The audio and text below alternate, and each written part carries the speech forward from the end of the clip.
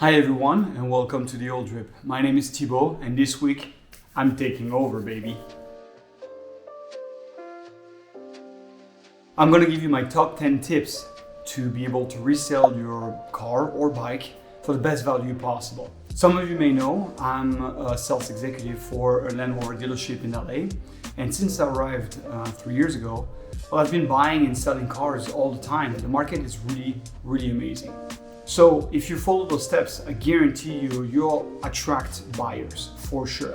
Now, negotiation tactics or the way to attract them or which platform to use, all this I'm going to explain. So let's get straight to it. The first tip, it seems to be simple and obvious, but I guarantee you it's something you need to remember. Please take nice pictures. I would recommend at least 6 pictures for the outside and 3 for the interior. Clean your car before, make it like nice, shiny looking. Take the pictures in a place where, it's kind of, abstract, good looking, maybe near the beach if you can. Something that is creating attraction. In a bright sunny day, don't take pictures at night, nobody sees anything. And obviously, I would recommend you to fix a couple of things if you can on your car. Let's say, for example, you have a light bulb that is out. So just change it. Simple fixes here and there. So clean your car, simple fixes, and take nice pictures, and not just one. Go for it, like a proper photo shoot, and you post the nice ones. Now the tip number 2, choose the right platform based on the budget you're gonna sell your vehicle. Let's say, for example, I'm selling a car for a bit less than $6,000 or $7,000. Okay, I want to sell it on OfferUp, Craigslist. Those are the 2 main ones that call for that kind of budget. It's crazy to me because you have so many cars out there, and on OfferUp most of the time you see cars in that budget, you see cars more expensive. I don't think the customer base for more expensive cars are on those platforms.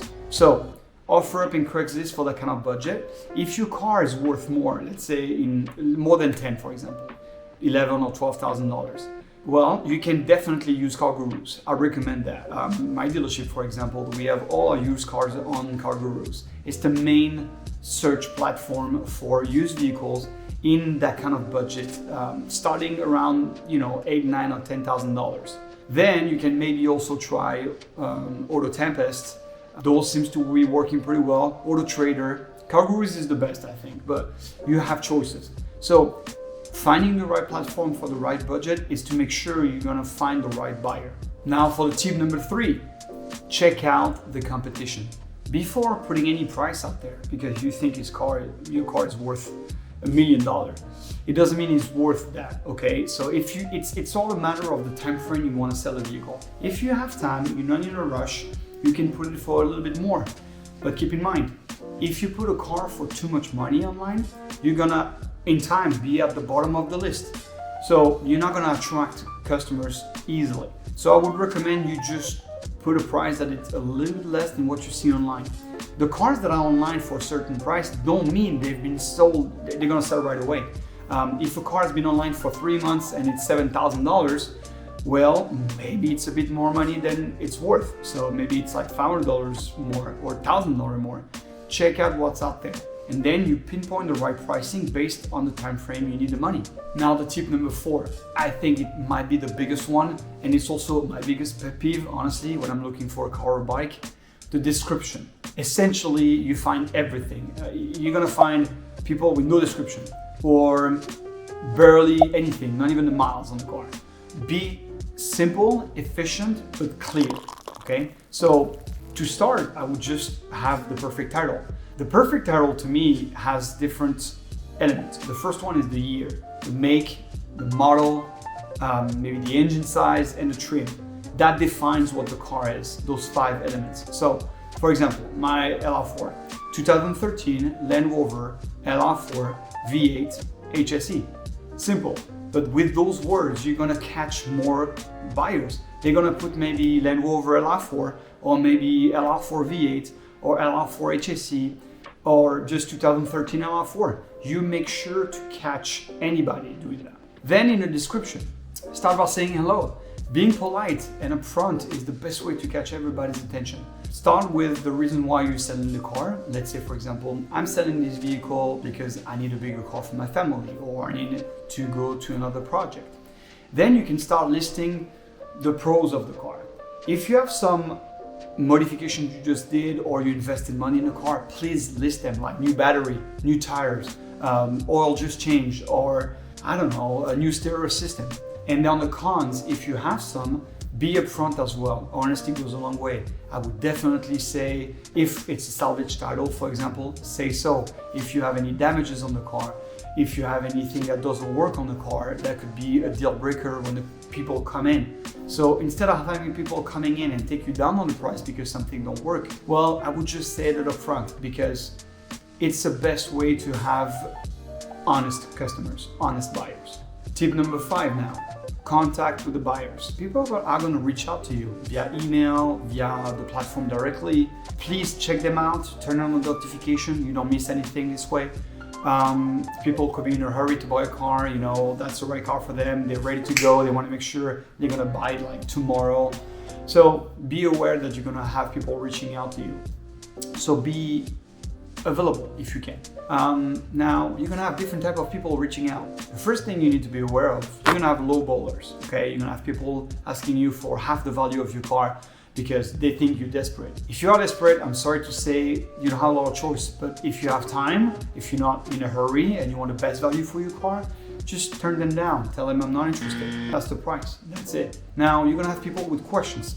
If your ad is explanatory enough, like you say enough things, they might not have a lot of questions, but they're gonna maybe ask you, well, do you have the VIN number of the car for a Carfax report? Or are you available this time? Or is there something wrong with the car? Meaning they know maybe the make and model, they know what could be wrong with those specific cars, so they wanna make sure this car doesn't have that issue. So be upfront with them. Don't use 15 words when just 5 suffice. You just be efficient. That's it. This was good, and they're gonna come towards you again.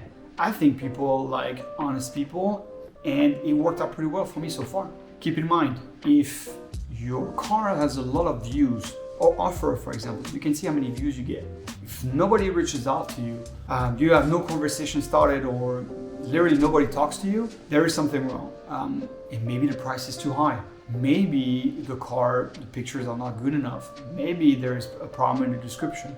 Or there's a deal breaker in the ad. If you live in a remote place, I would advise you to be a little bit under the price of the market, because people are lazy. They don't want to drive that far away. I do for the good deal, but to be honest with you, the LA market is a lazy market. So make sure that you have the right location and you have the right pricing. Also, you want to make sure that you didn't make any mistakes on the title, on the description. So if you're not in a hurry to sell your car, patience is a virtue.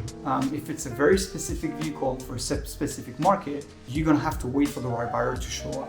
And then it can happen right away. You don't know. So be patient. Now, tip number 6, it's time to meet your buyer. Somebody is interested, you make an appointment, great, awesome. There's some simple steps to follow up to be safe and to do a sale in a safe environment. First off, be aware that that person is gonna come, they might not have the cash in hand. I always say, if you want to test drive the car, cash. Bring the cash for the full value of the car. Let's say you sell your car for $5,000, make sure they come with 5, not 3. Then set up a meeting in a public location. It sounds simple, but I guarantee you people are gonna force to not meet in a parking lot. So grocery store parking lot, Walmart, gas station, simple stuff. You want a place where there is people, but it's public. So that's easy.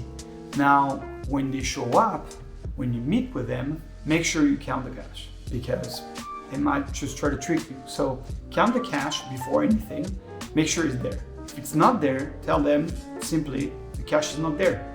You lack $1,000, for example. They'll have that in the car, I guarantee you that. But if you do so, you look professional, and it's reassuring for them for the sale.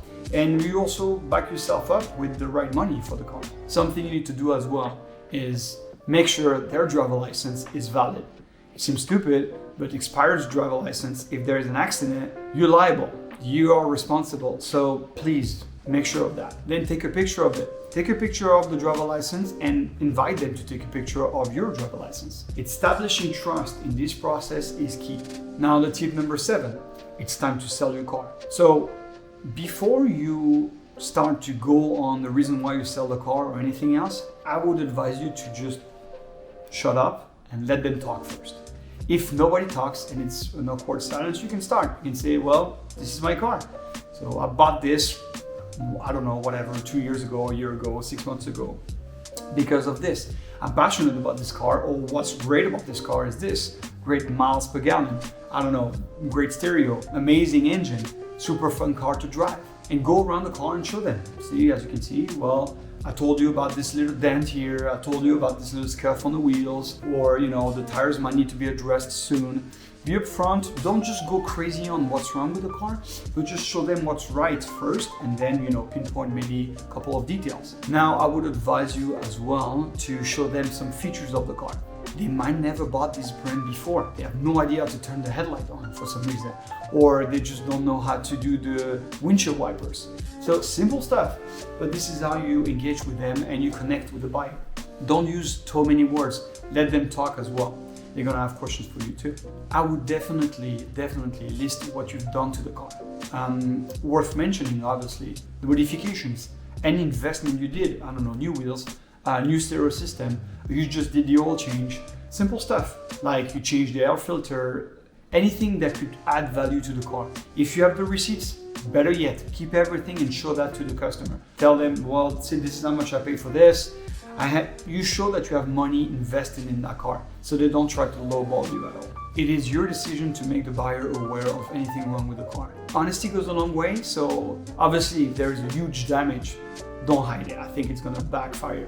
But if there's a couple of details, they don't ask for it so much, just let it go, okay? It's also their responsibility to be smart enough to ask the right question at the right time. Now the tip number 8, it's time to do some paperwork. The buyer is happy, you have the cash in hand, you have a good connection, that's it. Now, paperwork is essential to release liability of the car. You have two things. You have the title and the registration. The registration is something that's going to leave with the car. The buyer keeps it. And the title as well. Let me show you. You have two parts of a title, the bottom one and the top one. The bottom one stay with the buyer. So you're going to fill out yourself the miles on the car, exact miles, and sign with your name and the date to release the car. And the top part, it's detachable. You take it away and you fill out the information for you and the customer. Now, the customer, you're gonna be able to send that to the DMV by mail. The title, he will have to take that to the DMV to change itself. In the back, he's gonna have to fill out a couple of information. Also, how much he bought the car. I would advise you to put the right value to not have problem with the DMV.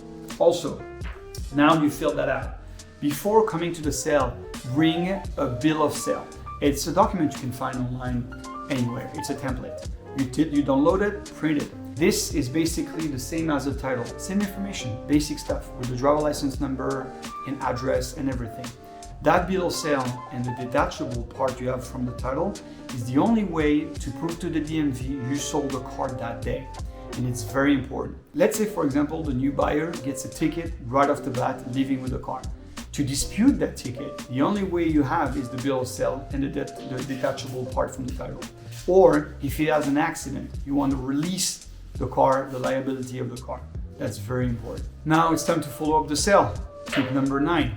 So please, when you've done with the sale, there's something you need to do is, like I said, send the detachable part to the DMV with a copy of the bill of sale.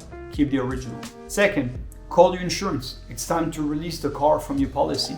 Don't overpay for no reason. And then, third, please go online, remove the ad from any platforms. From my own experience, there's so many ads out there that people forgot and they don't like for so long.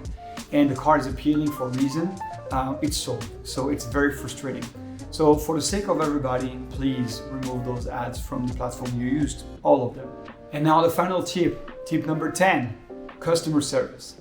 It's not because the sale is done that it's actually over. From an understanding you can have with the buyer and the connection you can have because you're passionate about the vehicle, it's key that you guys keep contact. An example, there's something wrong with the features, or they don't understand what happens when you turn on the AC or whatever, anything. You want to make sure they're happy with it for one reason: the rates and the reviews you can get on the platform you used. You're going to sell stuff later on those platforms, most certainly. So you want to make sure that the reviews you get are great because they bring more customers. It creates more trust from the get-go. So please follow up with the customer and make sure that he is happy. Or if he has any questions, be available. An example, when I had to change the tires on the Porsche, I had to have the anti-theft lug nut key to remove the wheel.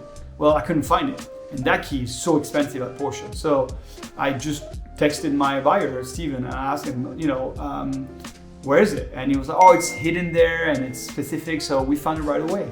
And because of that, I saved so much money and time. So that's important. Please keep in touch with the buyer if he needs to. So that's my top 10 tips for you guys to resell your car or bike and get the best value out of it. If you have any questions or you want to share your purchase experience or selling experience, please leave in a comment below. I'll be more than happy to explain to you how you can make more money. If you have any questions, you can even email us on theoildrip@gmail.com. We're very available. And make sure to like and subscribe. This is because of your support we can actually create more content like this every week. And click on the bell button so you don't miss any videos. We post every Friday. Thank you very much for watching and see you soon on The Oil Drip.